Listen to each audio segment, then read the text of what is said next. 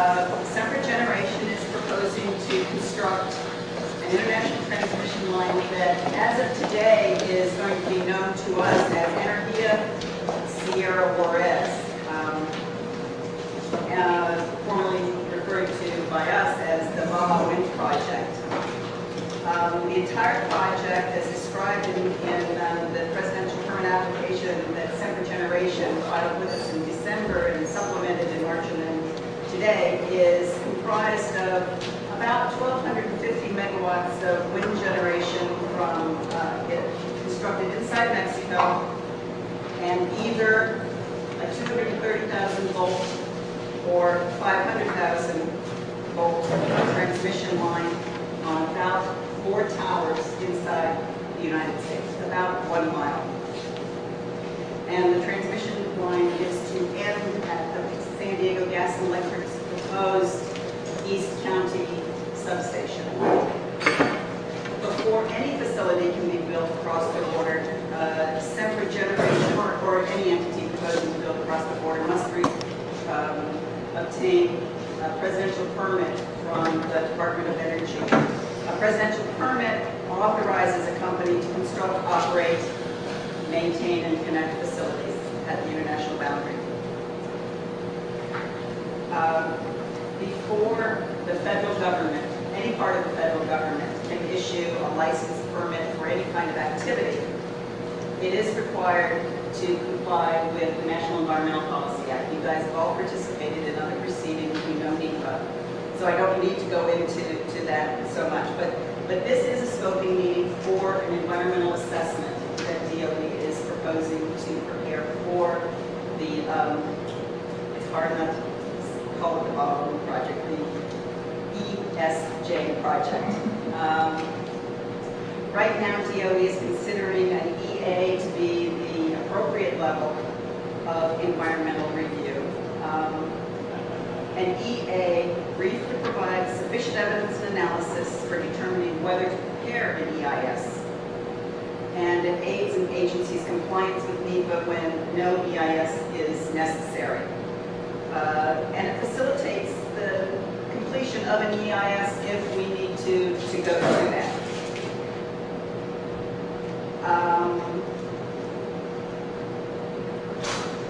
What this meeting is not.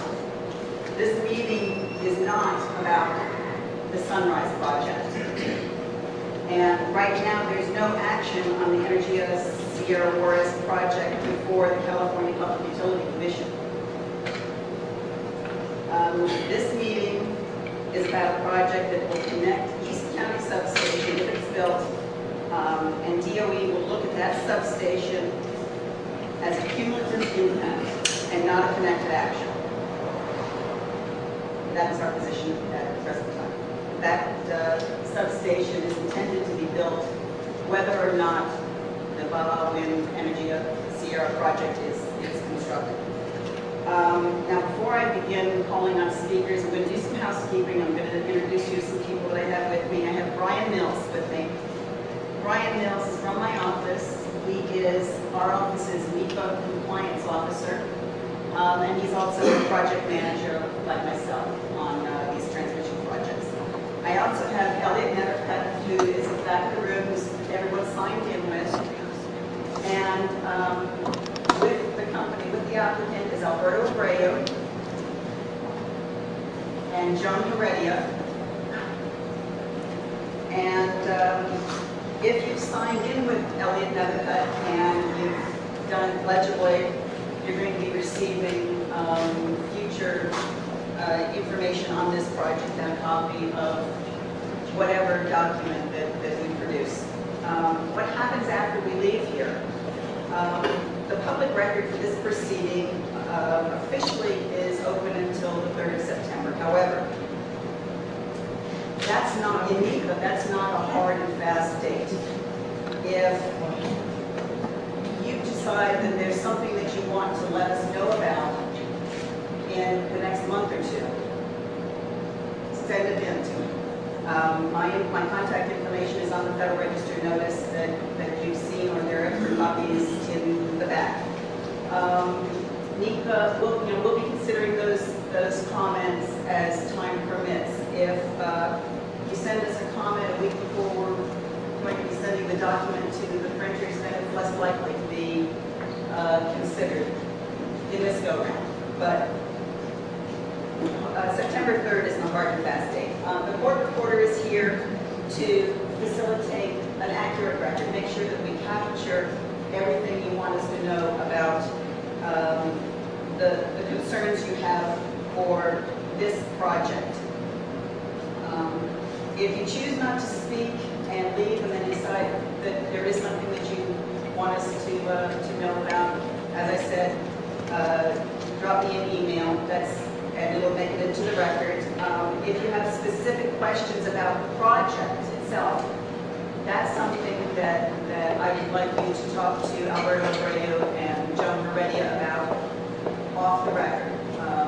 If we have a break, whatever, it's most appropriate that you talk specifically about the project with the applicant. I'd like Alberto to give you a brief overview of the project before we start calling on anyone who'd like to speak. Alberto?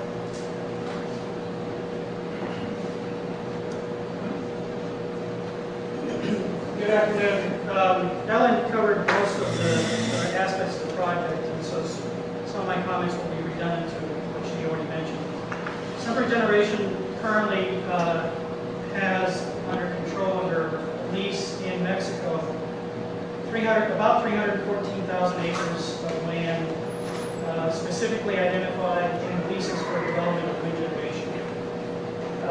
Those leaseholds are in northern Baja, California, just across the border here basically, along the Sierra de Juarez Mountains, and hence the name change that we made,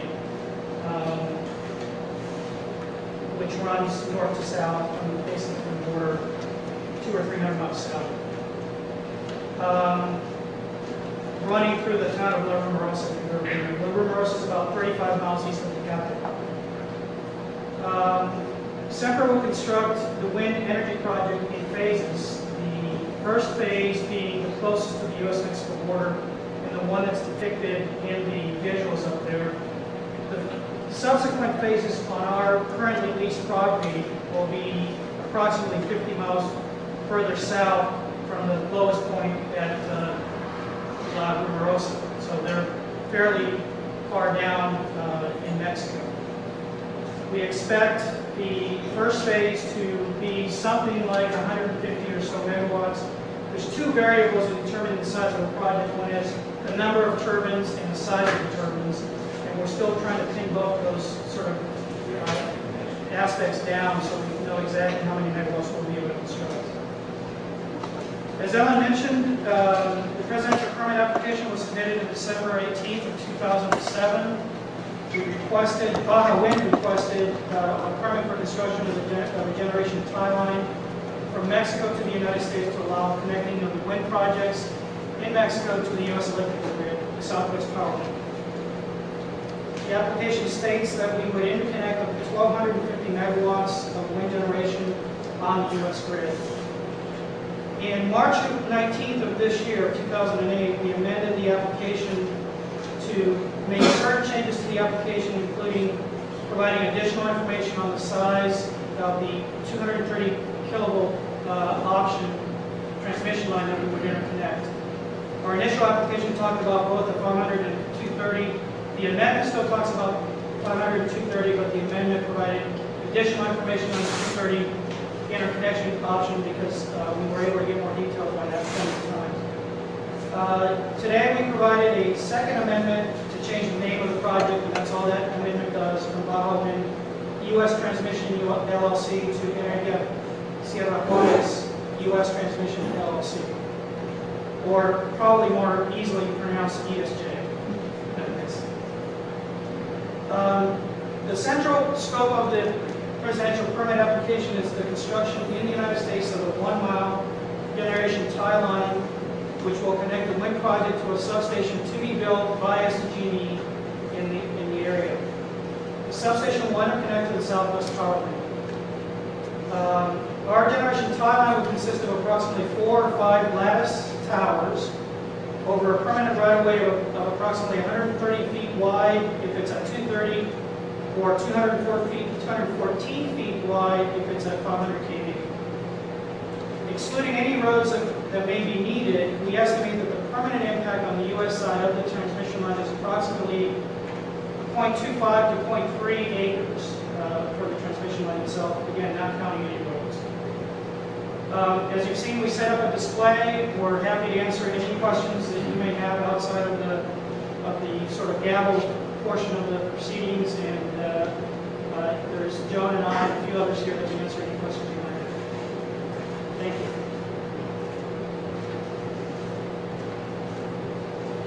Was there anyone that registered to speak? Elliot? Yes. Yeah. Oh, I'm sorry. I didn't know you had a secret hand up. Eddie Harmon?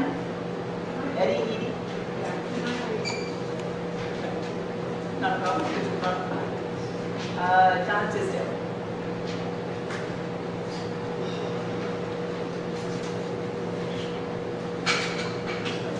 If you don't mind doing it from here, Ms. Tisdale, just for the recorder.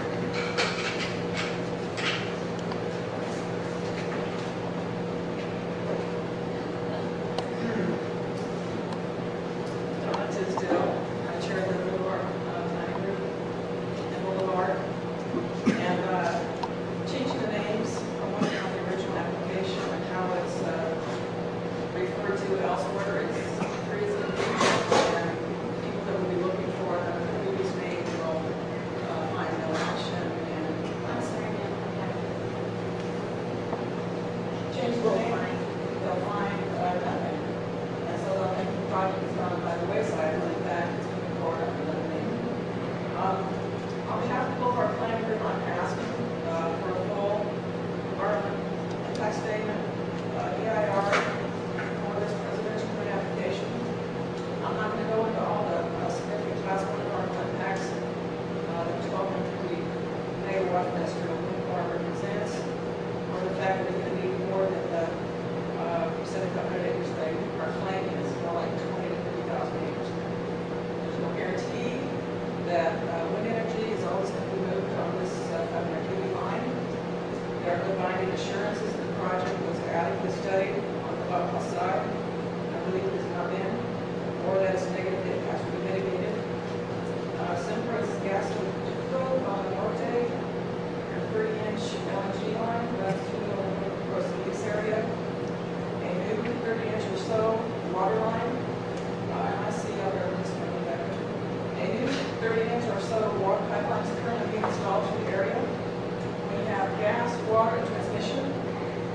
It's reasonably foreseeable consequence that gas-fired power plants could be built at Nova Rosa and Alchemy to access the U.S. grid via this transmission line. Sempra reps have said that their contracts and agreements with the ejidos do not allow for gas-fired power plants to be built. However, with their proper incentives, enticements, and coercions, those documents can most likely will be changed. And I assume that's probably already in the works. Both NEPA and CEQA require full EIS to discuss these foreseeable consequences. Sempra's levels of the wind project and the cross-border power line are also directly connected to actions. And many more projects, and they cannot be isolated piecemeal. The cumulative impacts are huge and far-reaching. Those projects include SDG&E's 500 kV Sunrise Power Lake, which Cal ISO has stated is needed to move new energy from Rosa, or another line just like it, there is no line. Iberdrola Renewables 200 megawatt T wind project in King Valley. SDG&E's proposed 80-acre eco substation in Cumba to tap into the existing southwest power line. Demolition, increasing of the Boulevard substation from 1 acre to 3/4 acres. 14 to 25 miles of new 69 kV line, and new and expanded easements across public and private property that are needed to connect to wind, the expanded Boulevard substation, and the Rosa wind, whether that's gas or wind energy, to the existing southwest power line. More tribal wind projects may also need to tap into the southwest power line. Land management, adjust cable pressure from Iberdrola Renewables, and increased wind energy access in Eastern San Diego County from a proposed 69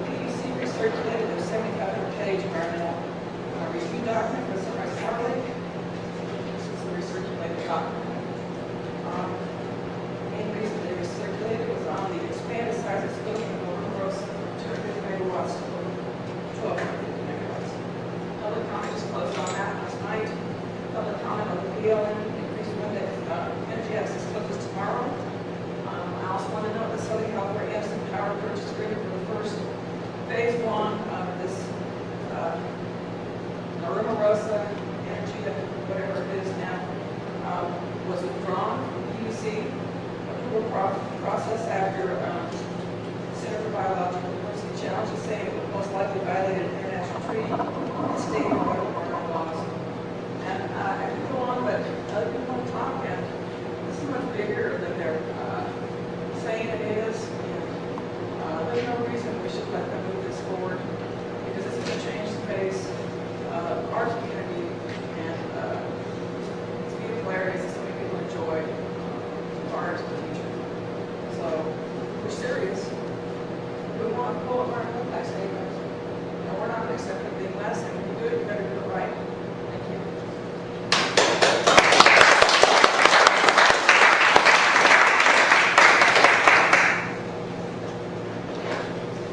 Bill Parsons? Well, I don't have much to say, except to second. You're asking me to stand up here? Oh, you can hear me? For the reporter. Oh, okay. I don't have any new information to give you, just an opinion that this is a scoping meeting, and right now it looks like the study of the entire area is needed, but a microscope is going to be used. And I don't think that's appropriate. I think you need to study the entire impact of what will happen if this transmission corridor is approved. Because you're not going to just inject the energy into the ground. It doesn't end at the Huckabee substation. It goes everywhere. It's part of a much larger plan that's been presented by SDG&E in a stealthy way. And it's one little phase at a time, then another little phase. And I think you ought to include everything that's relevant in your study and make it a full EIS.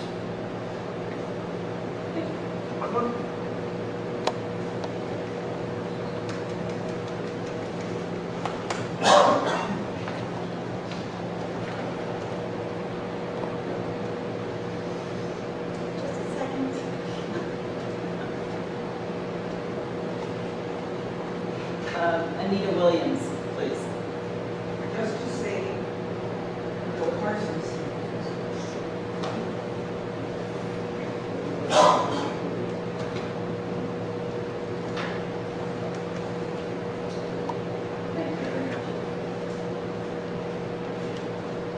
There are incredible archaeological sites.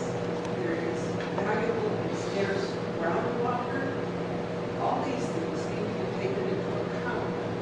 And this project, which apparently is being presented as an isolated thing, isn't isolated. It's related to a whole bunch of other stuff and needs to be so considered.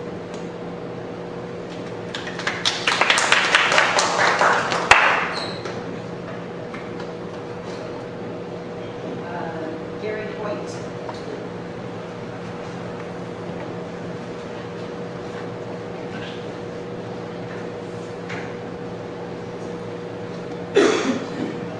Well, very much for Boulevard.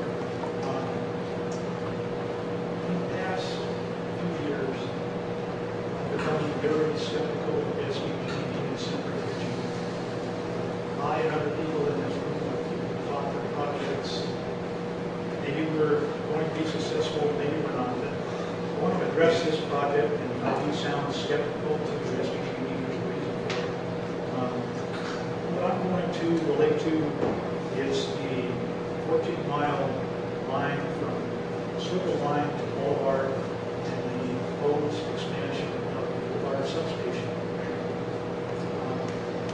We have a dust problem and air pollution problems here in East County. If we have another 14 miles of road that open up under the transmission line, that's going to open up dust, air pollution, off-road vehicle traffic, border control traffic, smuggling illegals and drugs from Mexico, plus other activities affecting easements, or residents along the easement, and other members of our community. Dust flies for miles, and in case we have a fire hit, there will be concerns with more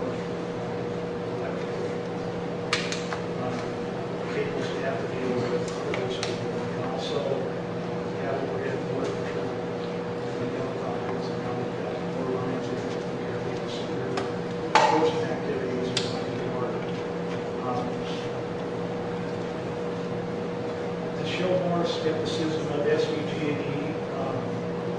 The 69 kV line that's existing here in Boulevard has a 30-foot wide easement. Why does SVG&E need 100 feet for this easement? I think SVG&E's got something in that pocket for future growth. One of which being either a 230 kV line or a 500 kV line, underground gas transmission lines, or whatever else they want to run on the extra footage they have for easement. Like I said, there's a 69 kV line on the 30 easement now. Why is it 100 foot wide easement here?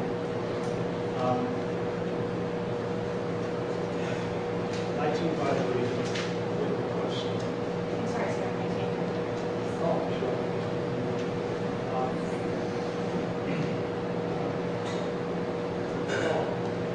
Now, let's take, for example, your project is approved, and you're running the electricity from the Swivel line up to the Boulevard substation, which supposedly is going to be tripled in size. There's health hazard for people who live in that area. There's houses close by. There's elderly people who live close by. And there's also a buzz that we go to sleep with and we wake up with at the existing level of that substation. It's tripled in size. What's that going to do for health potential and for our peace of mind?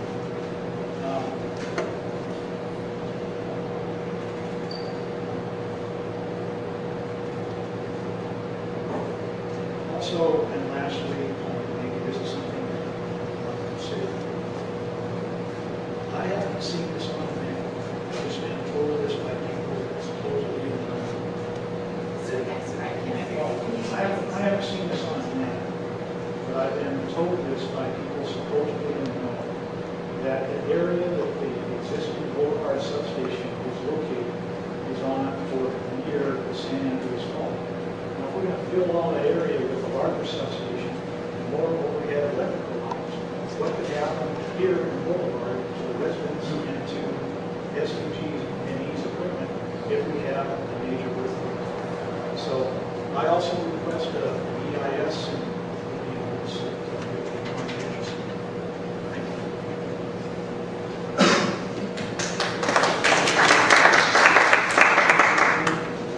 Mr. Lutz? I assume you're Mr. Lutz? Yes, ma'am.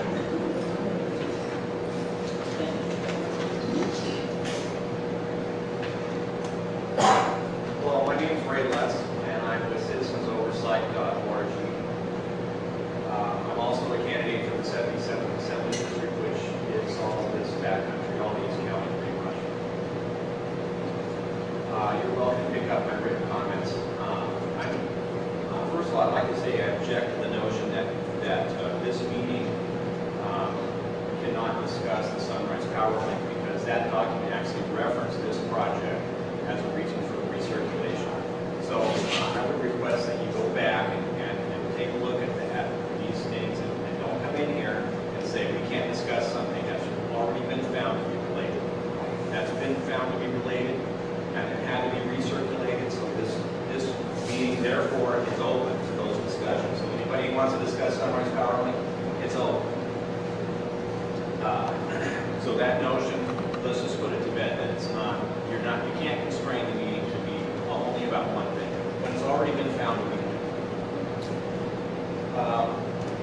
In the document is irrational. It doesn't support itself.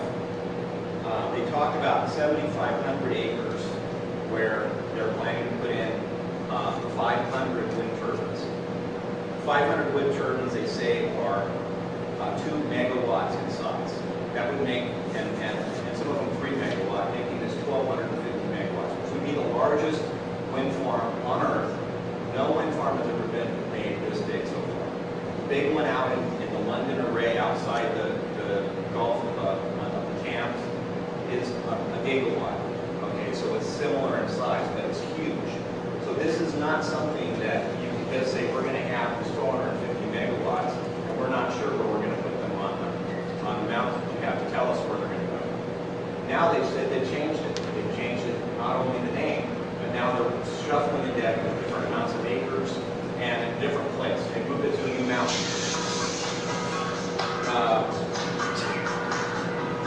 If you take what they say in the document, they state that for a 300-foot diameter, rotor diameter, that they need to space these wind turbines about 8 to 10 rotor diameters apart. You notice the one up on the hill at Campbell Reservation, there's only one line of 20 or so wind turbines. There's nothing behind it. If you put a wind turbine right behind it, they don't do anything. They sit there still. In the document by SDG&E, they state that the base spec 8 to 10 rotor diameters apart.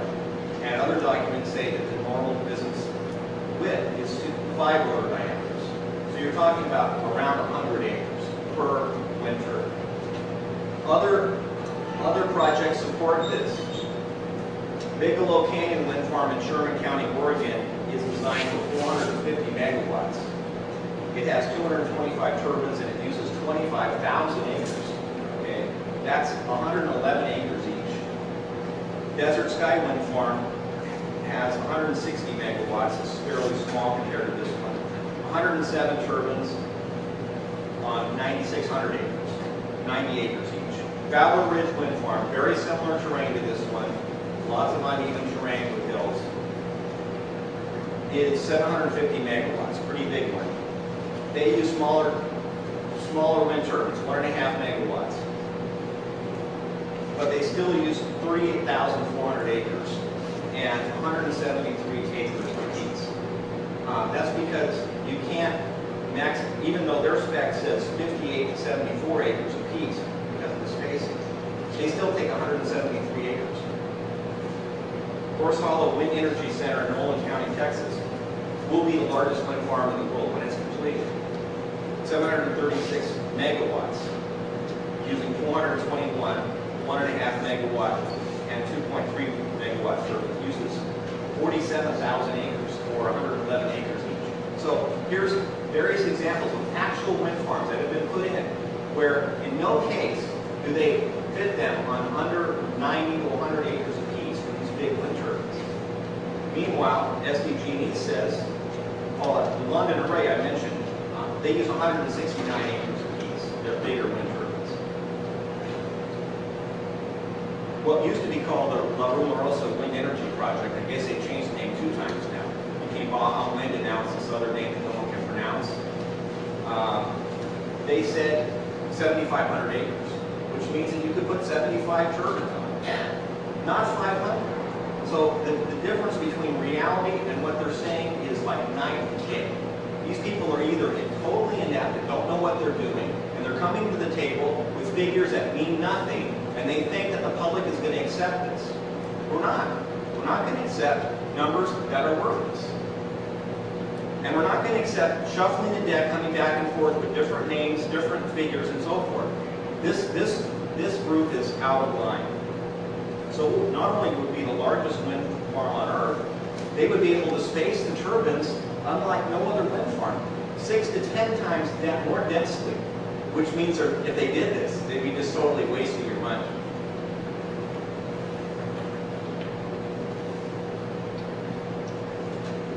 The question is, why would this wind farm be different from all other wind farms in the world? And the reason for this transmission line, which is on the table for discussion, is because they claim that they're going to have this 1,250 megawatts.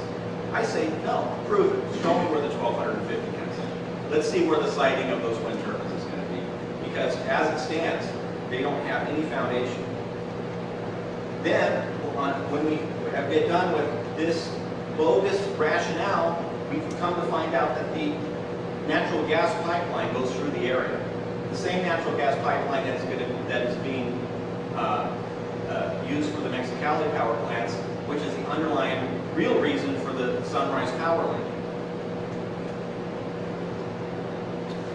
I think this doesn't even deserve any further review. This project should just be canned. If anybody comes to the table with a project this bad, with this many defects in it up front, I would say just go, forget it. We're not going to consider it. I guess we have to.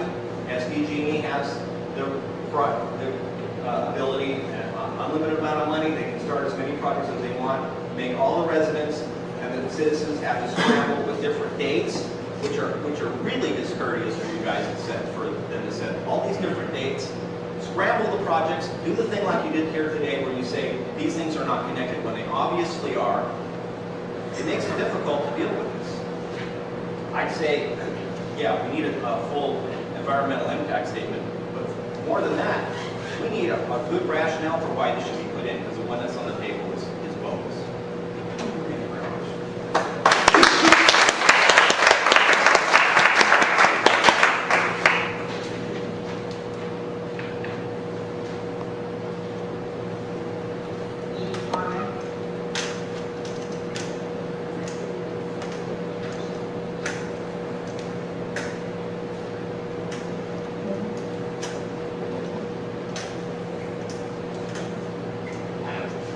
And I would agree, I'm not from rural St. Louis County, I live in Imperial County.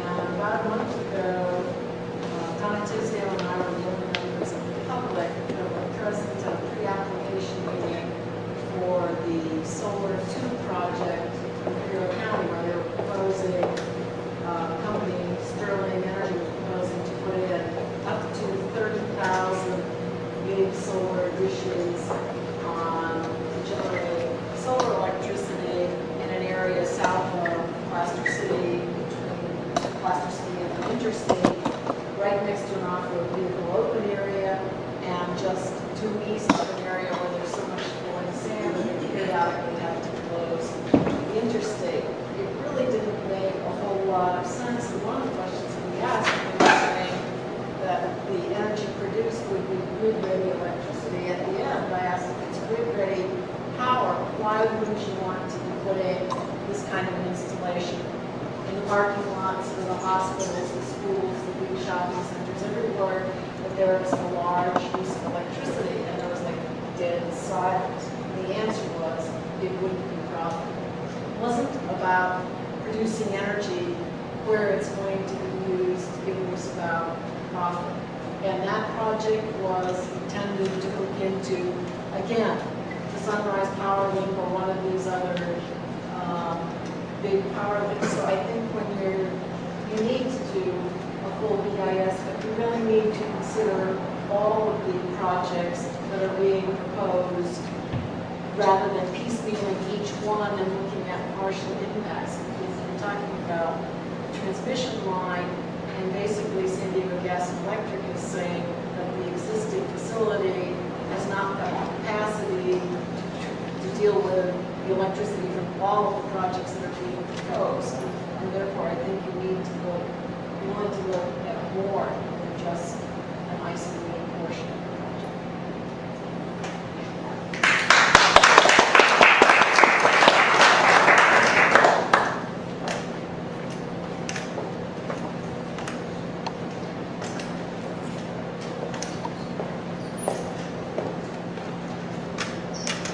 Dennis Berglund. Berglund.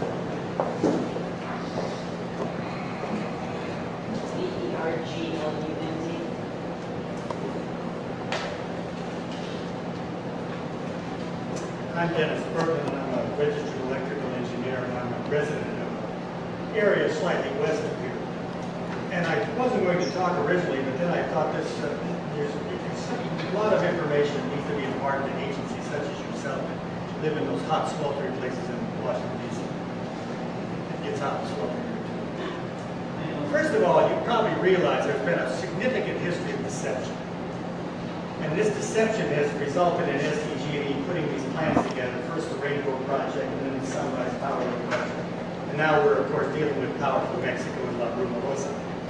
It appears to me that the 1,250 megawatt, which has been in question, project which was proposed by SDG&E was only proposed subsequent to all the problems they're having with filling this line. Because the first thing they said about Southwest Power, or about the Sunrise Power Link is, well, we needed to run eco-friendly power. And we said, then why are you running it all the way to LA? Don't you want to run your power that you've already sold in Mexico to Los Angeles? Oh, no, we don't need to do that. That's already run. We need to get the eco-power out of the desert. We said there is no eco-power in the desert except for the geothermal plants, and they're better attached to SCE.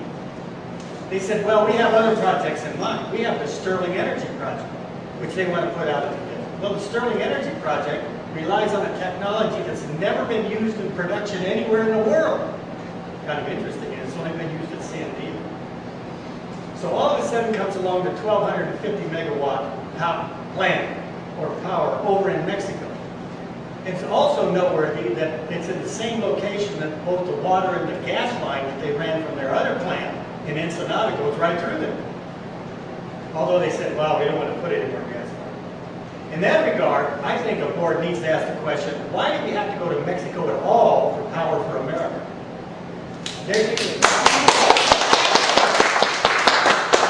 I don't know if you are particularly aware of the vulnerability of an overhead power line.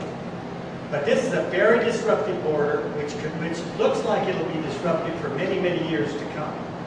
We've got problems with gangs and such, and if this erupts into anything more formal or more organized, all you have to do to take out this entire power link is blow out one leg of one tower. That's it. That tower takes itself down, all the other towers fall, the line is down. It's not germane to this case, but when you do that across the freeway like Highway 8, you not only take out the power line, you take out the freeway. So why don't they run it underground? Well, that costs too much money. Now let me tell you something else. All you have to do is have one of these gas cannons that shoots a bowling ball and a piece of double-aught galvanized wire. All you have to do is shoot it about 75 feet in the air, and you also take out a power line. Now, no one would do that in America. Of course, no one would fly airplanes into skyscrapers either. But it's so simple that we could build a cannon. These guys that build these little carbide cannons, or the equivalent. You can essentially use that technology to take down a whole power line. It's never been done. Yet. Not in reason. But my big question about Mexico is, why do we do it at all? We claim that we have all this power, we have this huge desert, and there's very successful geothermal and solar plants out there. But we don't need to do that. We need to do Raul Rosa. Now, when you combine that and use conventional wisdom, like in Newsweek, and you look at where this power is, and where they want to put the power line, and where they've sold the power in the past, it's very apparent. And any logistician will say, this is pretty obvious. You've got power down here you want to develop. You've got a power line you want to run like this, and you have a market up here. In fact, when I talked last to your group down in San Diego, we talked about the emergence and necessity for power in San Diego County. Well, your own map showed that there's no critical requirement for energy in the future in San Diego County. It's all Los Angeles. Now let me continue on with it just shortly. You've all seen T-Boone Pickens. And you know he's an honest, forthright American who only wants to do things right for America. And so he's running these ads. And he wants to put wind power all up through northern Texas and Oklahoma. Well, that's a good idea. And then I talked to the people of Texas, and they said, do you really know about T-Boone Pickens? He has an overt desire or request. And he has an implicit, covert desire. And it just so happens that he's been trying for years to run a water pipeline down from that area down to Houston. Because he says, you know, they don't need the water now, but they're going to need it one of these days. He needs and wants the world or the states to give him a right-of-way, which will work for his power. I mean, for his water. The reason I mention that is that SDG&E has a history of similar activities, and they need to be looked at with that in mind, because they have things like we're talked about. They only want to put in a 69 kV line, but they ask for an easement for a much larger amount. And that's the reason these things need to be looked at. But I would hope that someone would look at the desire of America to have to rely on questionable power from across an international border. Now, we're going to be great friends with Mexico, I hope, because 1,250 megawatts, if it's supplied to the grid and then taken off the grid, would cause a horrendous disruption to the normal and area power. Thank you.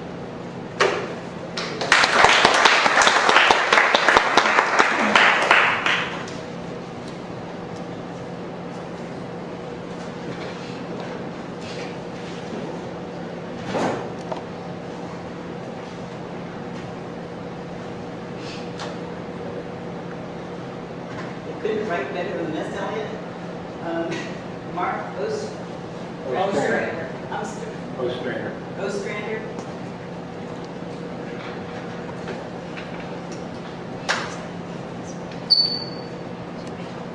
Sure. I want to come up and talk about the different projects. We're told we can't talk about Sunrise, and I want to leave it there. But said, we heard Sunrise circulation of their draft because they had to talk about the wind farm. My other question is about that too. Is this subplant that they don't even have this power station that they want to put in? What happens if it doesn't go in? What happens then? We got this power line sitting there. What's the question? Why is that going in before the subplant? Is that going to be the power plant's going to go in because the lines are there already? It's going to be more necessity for it to go there? The studies that they have on currently asking environmental things on there, and I was reading on some of the archaeological reports. They missed the archaeological district. They didn't even talk about it. Even their own information they brought up to put into their environmental impact statement. They didn't even address it. They didn't even take their own work and put it in there. They missed it. So who's going to do these environmental studies? Who's going to do the assessment? All these things should come into play, not just one place across the board. They're all part of that. There's, I think he narrowed it down to 3 different ways they're going to go along. It's coming through this way. The most logical choice. They're going to put the substation down there. They're going to put the line back here. Why aren't they there? What assurances do we have about fire protection? Let's look at legal litigations happening right now about some of the wildfires we had last year. What about previous years? Bring them up above ground, we're still going to have those issues. How are they going to clear underneath the power lines? They can't even clear under the existing ones they have now. Thank you. What are they going to do? So I'm for that you need to do a full environmental statement. Yes, say. That's it.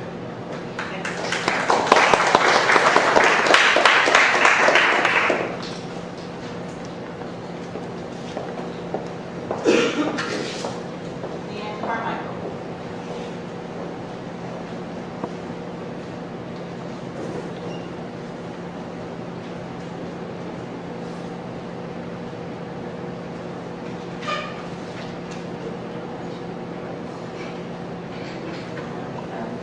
I just want to say, County of San Diego has requested a full environmental impact statement. I can hear you. That a full environmental impact statement be completed so that the whole of it actually not just the piecemeal, not just the piecemeal part that is being proposed at the end. There are several class 2 impacts that are discussed in the power line document associated with Baja wind, and those need to be addressed in a full EIS. Indirect impacts to the United States from the project also needs to be reviewed. And finally, the need for the project needs to be demonstrated. And we'll be submitting our comments. No, I didn't do the whole lesson. And something. Right? Okay, right, I got it.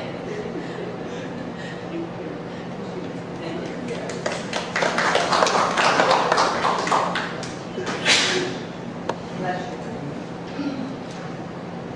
Is there another speaker who would like to speak now, or we'll adjourn the record for half an hour or so? Yes, ma'am. One issue I forgot to address.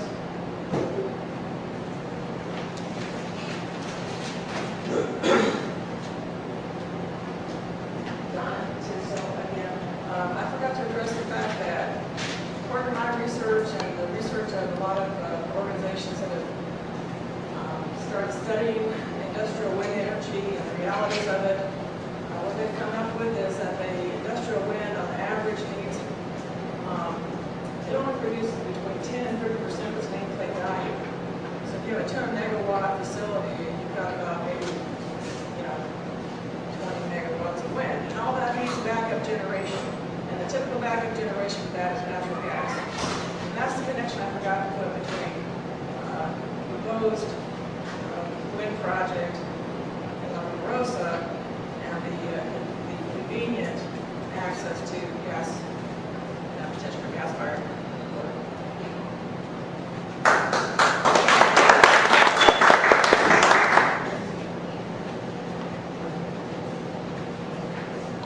We're going to adjourn the record for a half an hour. You guys can think of anything else that we, I'm sorry. During that time, if you have specific questions about the project, the representatives from Sempra can answer your questions. Thank you.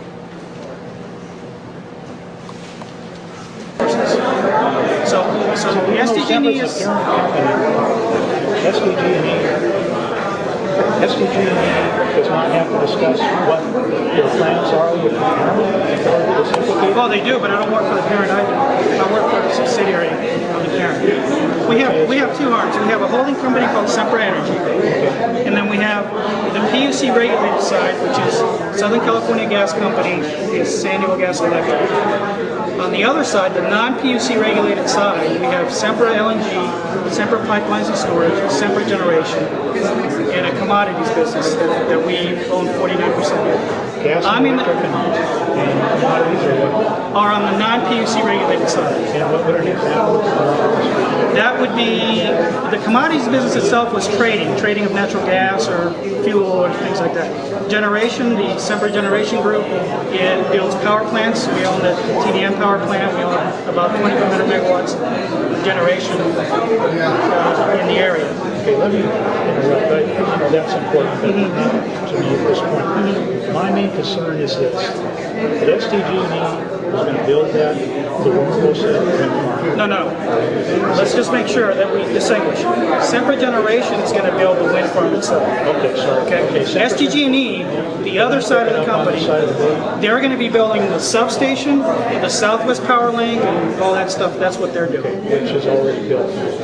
The Southwest Power Link is built, but they're proposing also the Sunrise. Sempra's on the southern part of the border. Generation. It's a little bit confusing, I'll admit. Okay. So what I can see happening with the line is Sempra Generation as well. So there's been a while it is still Sempra Generation. The substation is SDG. Okay, from the substation west then would be SDG&E? It's the substation. Anyway, the ownership. My concern is this: the SDG&E is going to, Sempra's going to do the wind farm. Right. SDG&E is going to build this substation. They're going to connect it with the Southwest Power Line.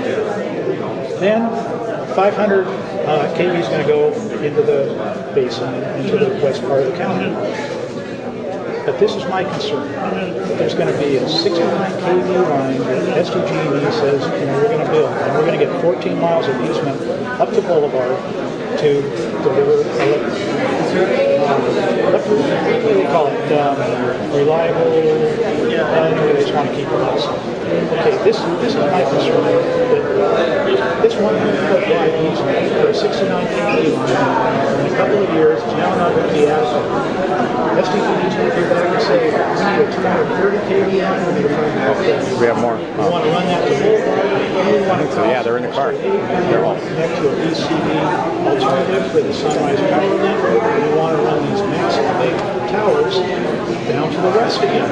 So what happens to the poor people that are inundated with this beginning of a 69 kV line to go to a 230 That's my biggest deal. And why is SDG tripling the size of the power plant in residential community where there's homes within hundreds of people? Those are all questions that you should direct to the PUC. When SDG&E proposes their substation, the East County substation, those issues will be looked at by the PUC in their environmental document. They will look at that as their primary project.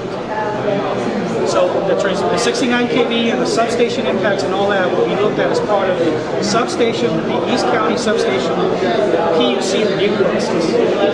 Those are the guys that you really want to mention that kind of stuff to, because they're the ones that are going to analyze those impacts.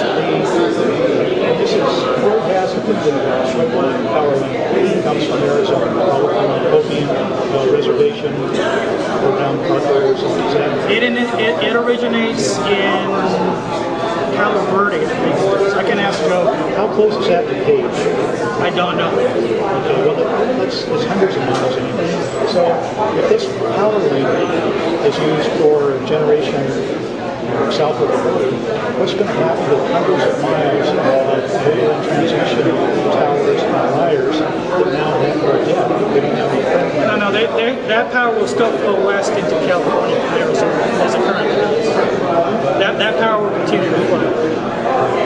And things like... Okay, so if the power continues to flow, how are they going to connect the Ruinerosa wind towers into that? Right now, what the California Independent System Operator has told us, and the California Independent System Operator controls the electrical system in the area.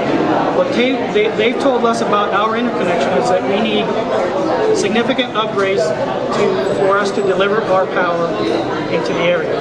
What that means is Sunrise. Pardon me? Is that via the wind power or via? No, to connect the swivel and deliver our power. The California Independent System Operator has told us that we need some significant transmission upgrades, and they can be Sunrise or they can be something else. But we need transmission upgrades to allow us to deliver our power from the wind projects into the area. So what? The power plant in Hecumba? No, there's no power plant. No, it's not. It's transmission upgrades. It's transmission upgrades, not power plant upgrades. If they need additional wires or bigger substations or something, whatever. I don't know what the solutions are, but there are potentially additional lines, modified substations, that kind of stuff. Like Sunrise, for example, or the Green Path project. I don't know what the solutions are because they haven't told us what they can be. But what the CalISO has said is we need transmission upgrades to allow us to deliver power from our wind project. So what that does is, right now the system has a constraint on it that any new generation above 80 megawatts is going to be subject to limits in the ability to deliver the power. So because of that, any power in the area, be it us or Iberdrola or anybody that's trying to connect in the general area, needs transmission upgrades to allow that power to flow into San Diego. So those upgrades can be either Sunrise or they can be something else. And then when they make those upgrades, no. Well, I don't know what the solutions are, but they wouldn't be south of the border. They would be solutions most likely north of the border because that's the CalISO control area. So is it possible that there could be another transmission line running parallel to Swiftman in the future? You mean if Sunrise is denied?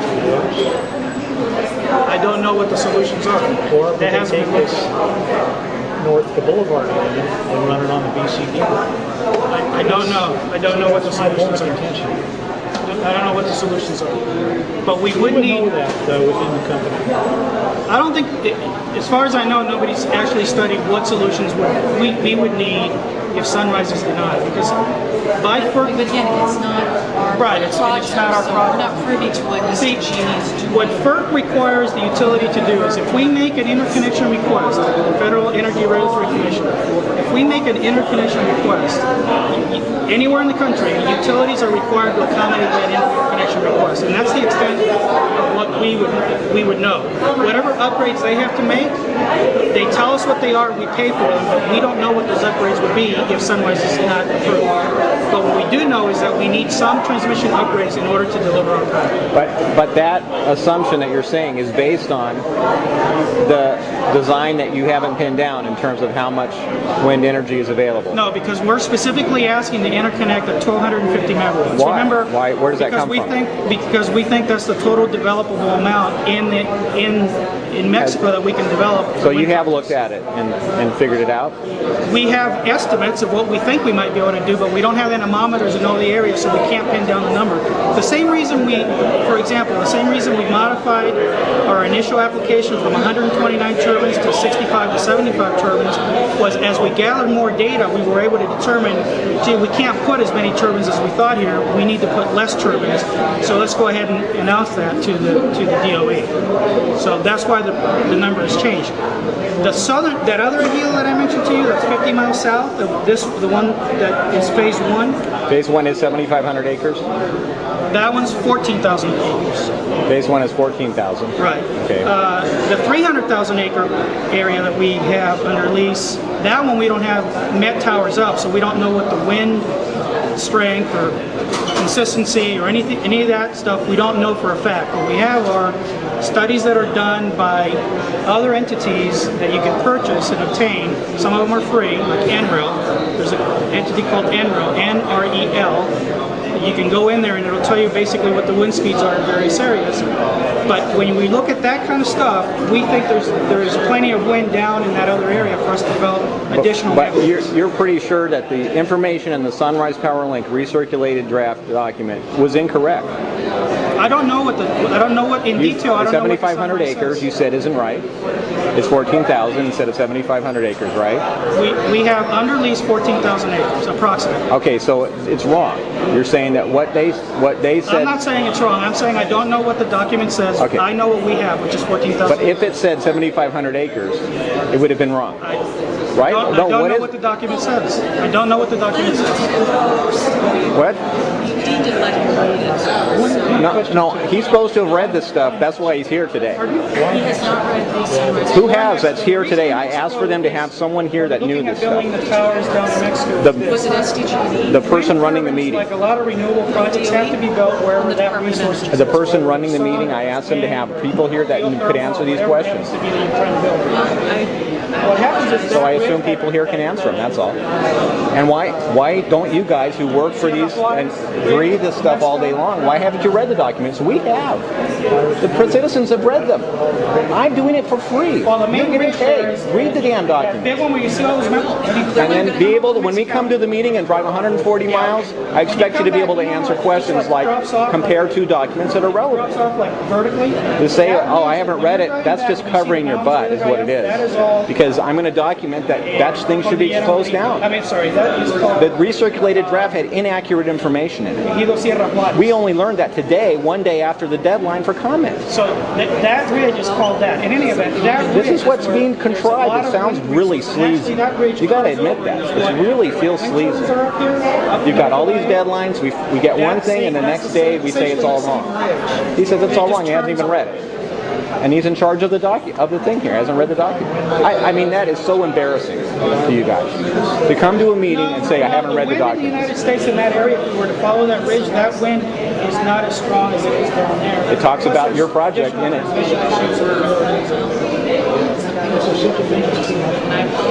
Yeah. Actually, turbines have. How do we get people here that have read the document? Is there some way to call them in? Because I want to know the answer to this question. Was the Sunrise document incorrect?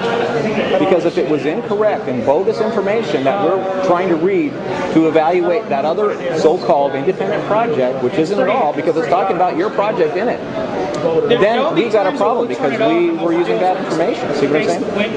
The blades to the wind. Allow us to go back and look at it and give you an answer. So you know how I've seen the ones that I thank you very much. you turn them exactly. You turn them neutral. I got to try to get it, you know. They don't catch I got to push and try to get it out of the system here. Ellen asked me to talk to you. Let me interrupt for just a second. Good talking to you. Thank you. Is about lower lowers for the majority. So I appreciate the opportunity to come all the way from up. It's a long haul from Ramona.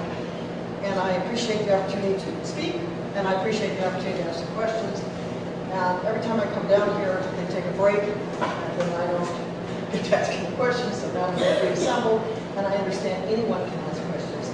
So I don't really want to stand at the podium and ask questions that way, but they put me here, so let me try it this way. I think that have several people here identified themselves on the record? Yes, they have. Okay, then part, I don't know if in the blue shirt, it's Robert O'Brien. There's two blue shirts. Sorry, there's three blue shirts. Well, there's four blue shirts. The man who raised his hand. Okay, Alberto. Okay, Diane, nice to meet you. I'm Art Larson, Communications. Art Larson, Communications, nice to meet you. Joe Rowley, project developer. Joe Rowley. Rowley, project developer. Okay, fine. My question, pardon me, I'm so sorry. I'm Joan Reddy, I'm a permitting manager for Sempra. Marketing? Permitting. Permitting. Oh, Joanne? Nice to meet you, Joanne. And Brandy Turner, Community Partnerships.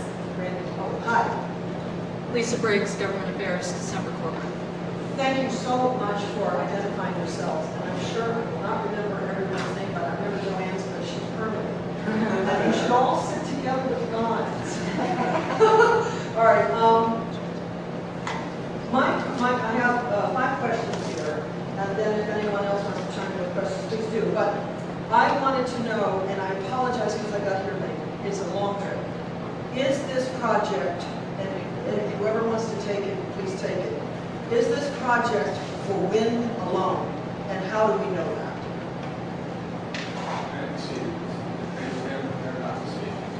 No, I'm asking Sempra. For purposes of these. No, I'm asking Sempra to be on the record with regard to my question. And at the residential permit application, Yes. the application for our office Yes. indicates that the project is a wind project. Okay, what I would like to do is have Sempra tell me that themselves. Can they do that? They can do that once we close the record. Well, are they allowed to do it on the record? It should be on the record. Is there anything prohibiting them from speaking on the record? When Mr. Abreu made his opening comments, he did indicate that it was a wind project. Right, but I'm asking a question, and we were told we could ask questions, so I'm asking a question to be on the record. Sempra Generation is here. I'm sure they can answer the question. Are you precluded from answering the question by any rule or regulation? If you choose to answer the question, you may, but I am not acting. Are you acting as their counsel? No, I am acting as the chairperson of this meeting. Okay, but you do not represent Sempra. I do not represent I'm glad to know. And I mentioned at the very beginning of this meeting, that questions of the applicant should be asked off the record.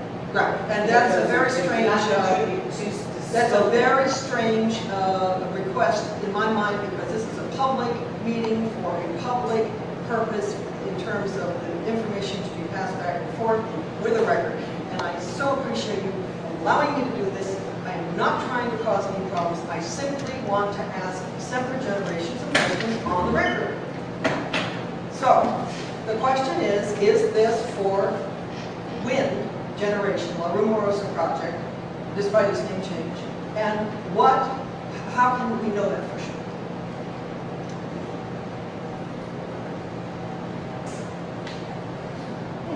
I think you're uncertain. Well, we got our answer. We can provide an answer in writing. But that's not on the record. This is going to be difficult to take account of. They're going to speak out, they're going to need to identify themselves in the election.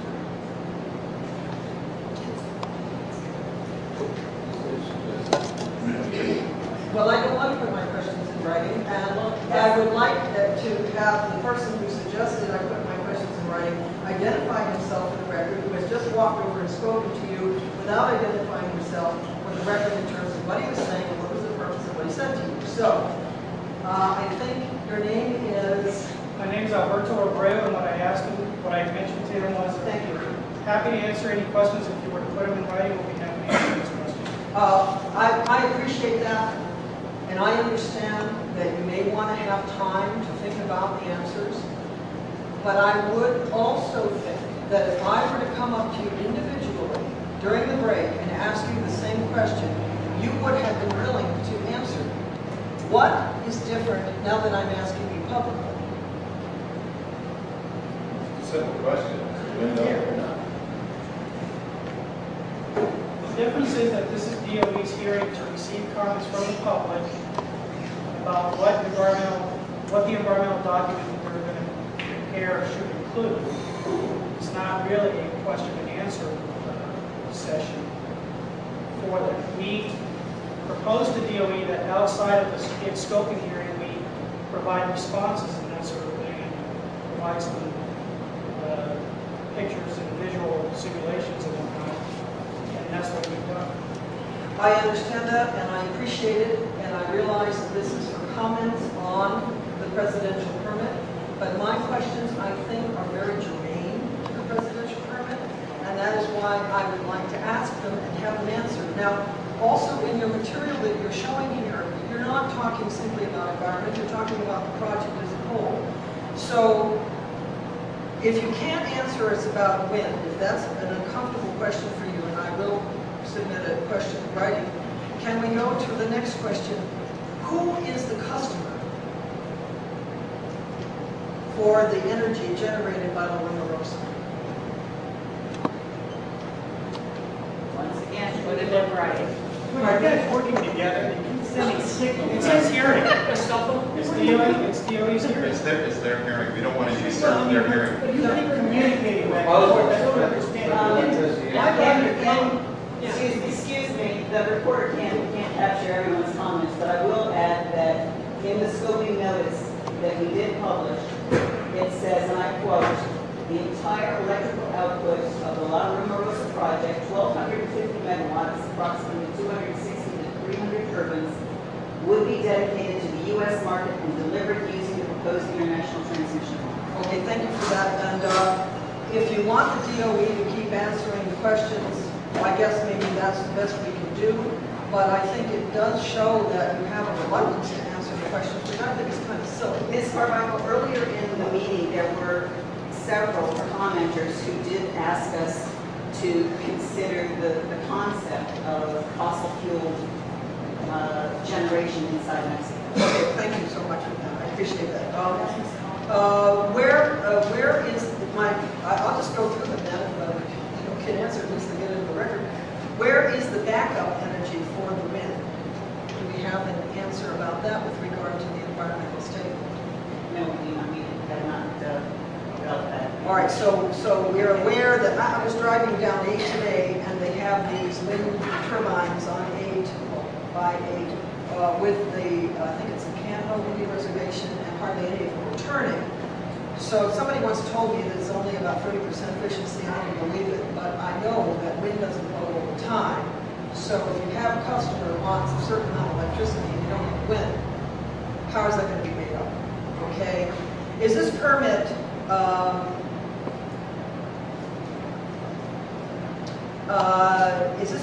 going to be conditioned for renewable energy only? I wish the DOE worked with the permit. That's what I think.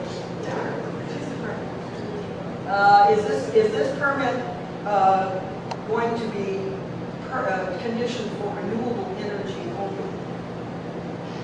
Anybody know?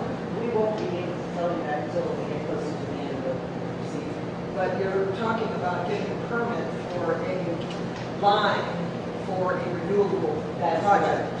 But you don't know yet whether or not it will only be renewable.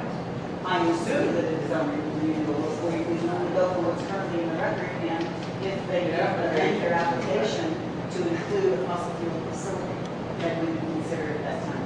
Yeah, well, then what we're saying is that if you have a kind of connected action, in other words, you get a permit and then you do something else, which you knew you were going to do at the time that you got a permit, under at least CEQA law, that wouldn't be right. I don't know what the federal law is for the federal presidential permits. I'm sure there's a mighty big rush on this permit because of the potential change in the administration. And I'm sure that there's a lot of pressure on people to get this done. But what I'm trying to say is, if you have a wind energy project which is renewable, can I ask Sempra Generation to tell me if this permit is going to be conditioned, and would they be accepting a permit conditioned for renewables only? They can't know the content of a permit that we issue. Who does?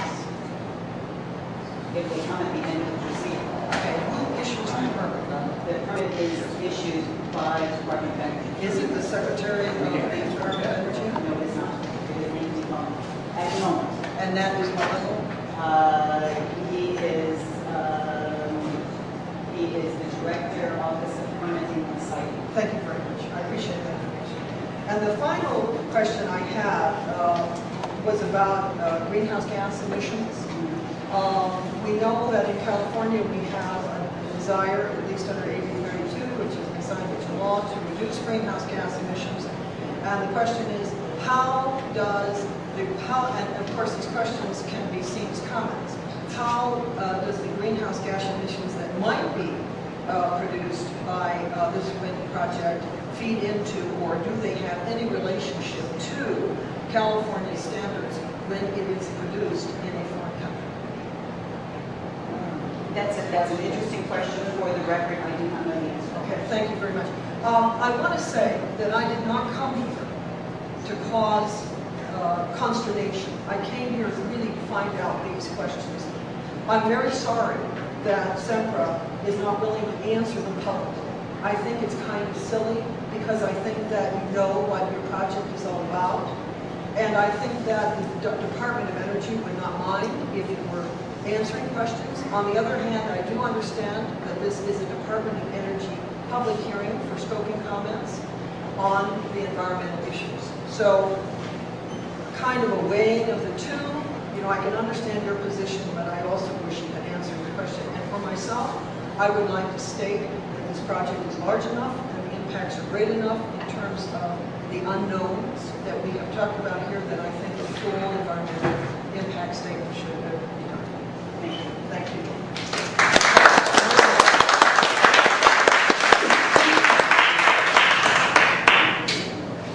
Is there anyone else who'd like to speak before we close the record for the day?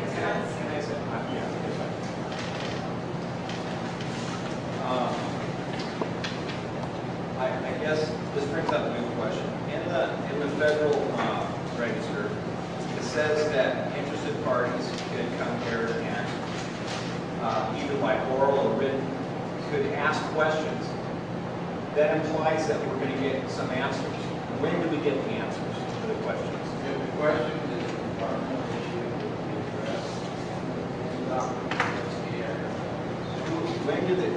And so the answer could be that that question is out of the scope of the meeting. Well, it could be, but it may not. But there would be at least some answer to the question, right? Either the question, your answer might be it's out of the scope of, that we can't answer that question because we're not allowed to, or we don't know. Or the second one is that we could possibly use the answer. Neither doesn't require the answer but addresses good questions as re-scope analysis. Okay, you will find out if your analysis. If you have a real good question about the population, you think, and we look at, oh, we need to do that, then it will be in the documents. Not necessarily the question, but the issue.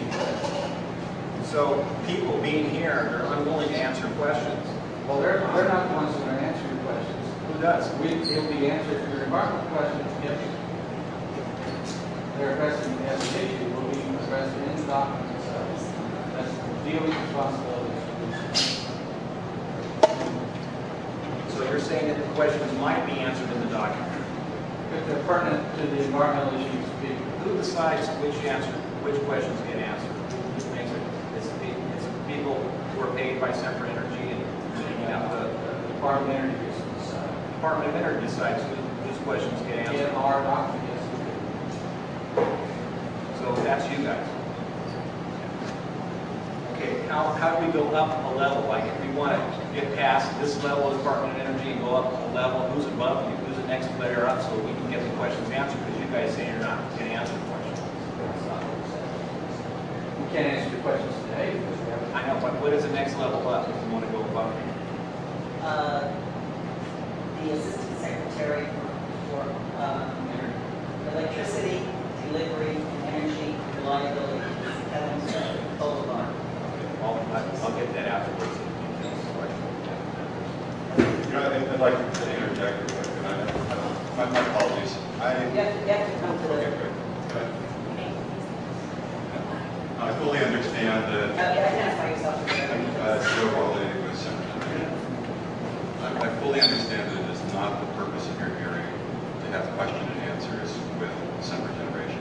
And that's the only reason for our reluctance to answer questions is we didn't want to disrupt the normal process of the hearing.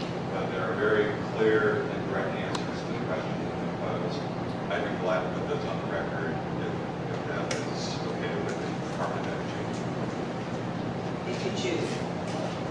So the first question was, is this renewable energy only? Is it restricted to that? Our application clearly describes that this is for renewable energy only. We have no plan, no intent for any other energy to be delivered over this power line as proposed across the border between Mexico and the U.S. Can you answer this? The next question was, Well, she's searching. No, I have it. Who is the customer? the customer for the power is yet to be determined. We have an agreement with Southern California Edison for the first phase only. The ultimate status of that agreement is uncertain at this time. We fully intend on selling power from this renewable energy project into the California market, but we do not know which specific customer. Thank you. The third question was, where is the backup energy? The stability of the grid is the responsibility of the California Independent System Operator. We're just one generator that injects power into the grid, so we see a very small slice of the overall picture in terms of grid reliability. The California Independent System Operator sees the whole picture, and they're in a position, they are charged with responsibility for doing things like providing adequate backup power. So that would be a question to pose to them. Very good. My question is, if you're going to generate 100 megawatts, let's say, and you sell 100 megawatts to some place, if you're, this is hypothetically, figures hypothetical, if you don't have the wind that day, what do you do in terms of your customer? Our responsibility under a wind energy contract would be to deliver energy from the wind generators when there's generation. So when there's not, then our responsibility is to deliver whatever we can generate. To deliver some other energy, and that's written. No, there's no backup from our, it would be just, we deliver whatever energy our wind generators can generate, period. So when they're not generating, we're not delivering. Yeah, on that contract. And we're not delivering backup power. On that contract. At all. And the point being, all I'm trying to understand, and I think you've answered it, is that if you have a contract with a delivery number and the wind is not regenerated, you don't have to honor the contract in that instance. We have to honor the contract that are written in such a way that we're delivering energy From it. at not necessarily a certain amount at a given point in time, but a certain amount overall. Okay, so it can be averaged. Yes. And then my fourth question is the present permit that you are going for, which Ellen kindly read a description of, going to be, or are you asking for it to be conditioned for wind and water? We propose it for renewable energy only when we're describing as wind. If the Department of Energy takes that input and the other inputs they receive and decide to condition the permit, that would be their decision. But we don't write the permit, they do. We've told them what we want to build the power, the purpose of the power line. We've made very clear about that, and we're very clear with you about the fact that it's renewable energy only. So they will give the Department of Energy how to operate the permit.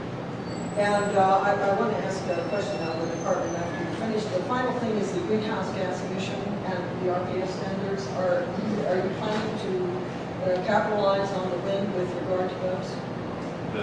If we sell to the California market, which is our intent, and we have no other plan other than to sell it to the California marketplace. In order to qualify for RPS, the California Energy Commission has certain rules, certain standards that we have to meet. And I would invite you to look at their website, it's fairly exhaustive. But they'll be subjective to those standards, even though it's outside the state.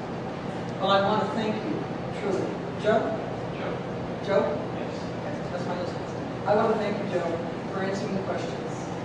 It shows that you're not afraid to answer the questions on the record. I think it's very important for people to see that. And if I have any other questions, may I ask you and the rest of the team here to involve? Okay. Absolutely. And I really don't want to disrupt your hearing. I've already done that. And really, that was our I'd like to defer additional time to outside the hearing process. Then the one question I would have following up on your answers, Joe, to the DOE is, do you normally condition permits? Thank you. Do you normally condition, right? Thank you.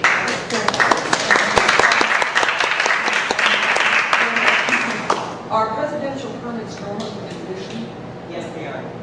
So, for example, if a wind energy project is stated as a wind energy project, would you see it as a normal condition that the permit be restricted to wind?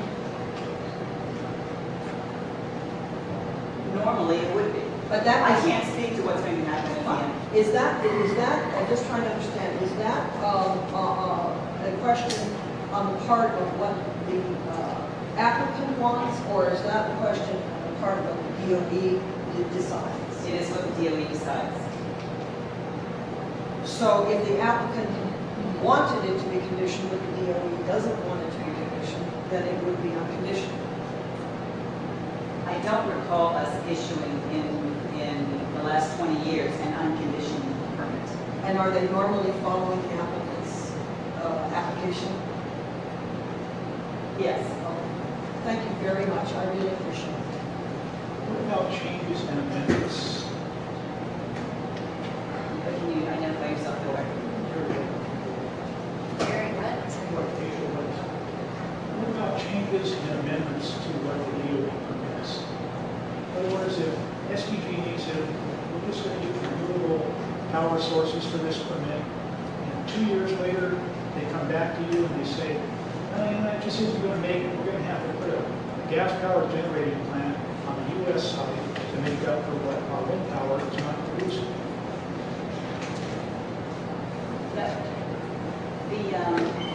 If we were to issue a permit that required the transmission line to be connected to a wind facility and a wind facility only, and another company wished to build nothing, we're not talking Sempra here, we're talking another company, wanted to build a fossil fuel facility in Mexico and use that same transmission line to move fossil fired electricity into the United States. An amendment to that presidential permit would be required, yes. And a new NEPA analysis would be required. Is that an involved process or is that relatively easy? Oh, it would be a very involved process. If that power plant was built here in the United States, would it be more complex? I can't answer that question because we would not have a role. Our jurisdiction is cross-border transmission.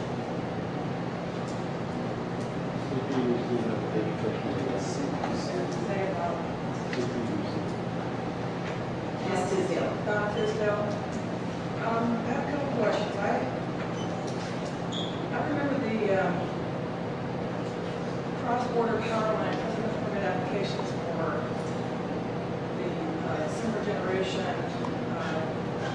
power plant down in Mexicali.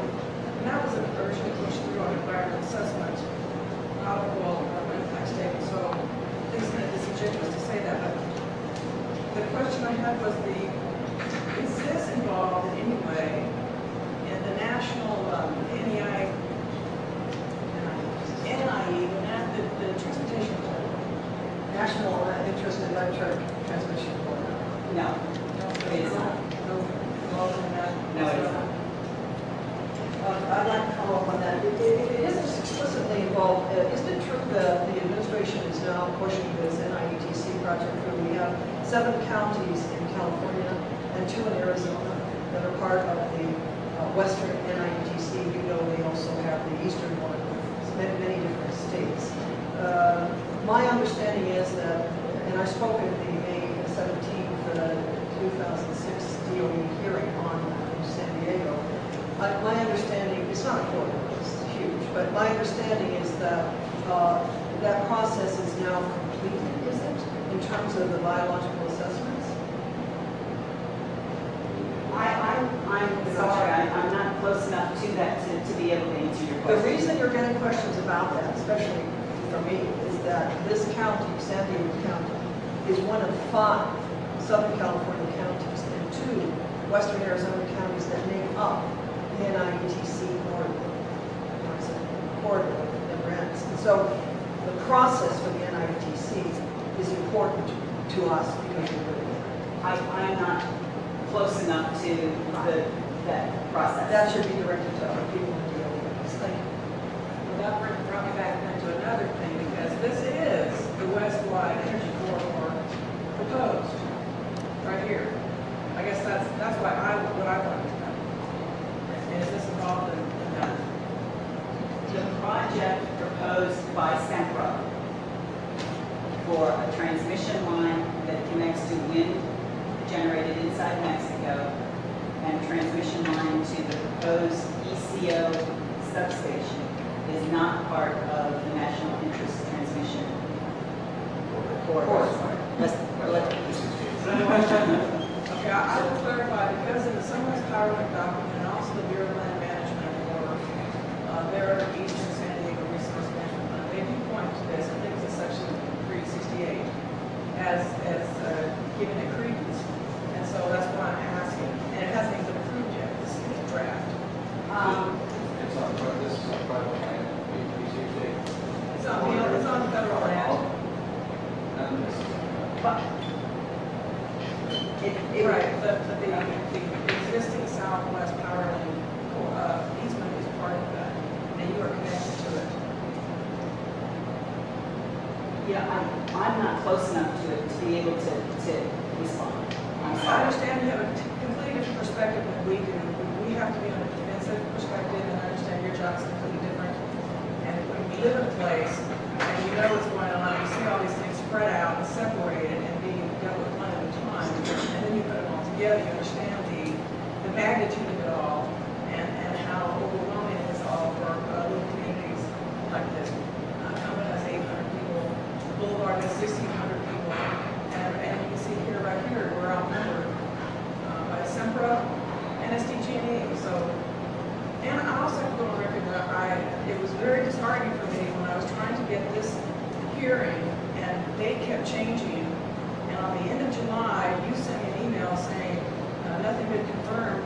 And then 3 or 4 days later, my supervisor emails me the Federal Register August 4th, and this date had been set. So coming in here, it's very. When I see the smirks on his face, and it is so disheartening. And, you know, I'm not smirking. No, I you're did not. receive your I email until the signature is placed on Federal Register notice and it's sent to the register for publication. I can't tell you when the document is going to be printed. I'm sorry. Well, I'm sorry, I just can't quite do that with you. If we have just general questions about our projects, they're not germane to scoping. Absolutely germane, yes. Okay, then please. Gerald Goss, yes. I've lived up here for 30-some years. I was the former highway patrol officer up here. They built credibility, I think, in the area for what's going on. I'm sorry, sir, I cannot hear it. I have a little credibility for what I've done in the past. If I go to get a building permit on my house, this all boils down to environmental impact statement.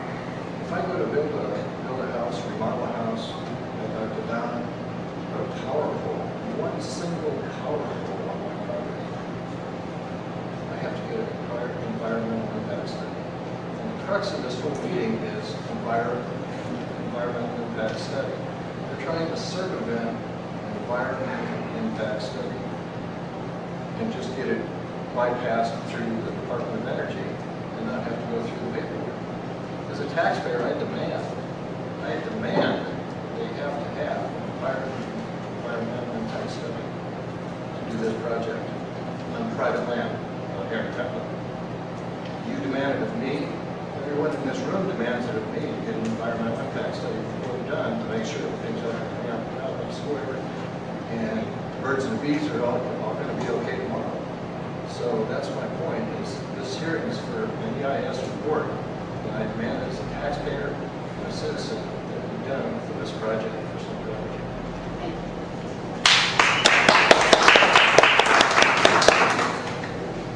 It is. I'm Dennis Bergman. I would like to lodge a formal complaint. You are supposed to be Department of Energy. You're supposed to be objective. And I sat next to that fellow back there in the blue shirt from Sempra, and these two guys obviously have a relationship and were continuously communicating back and forth before Joe got up to talk. I think it's improper. It shows that you have a relationship with Sempra that we do not have, or with you, and I think you should not any longer cease and desist in any kind of activity in that manner. It's highly irregular.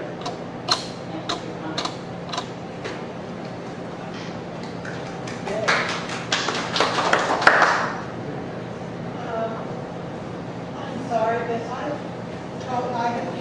I just have one question, it's really nothing.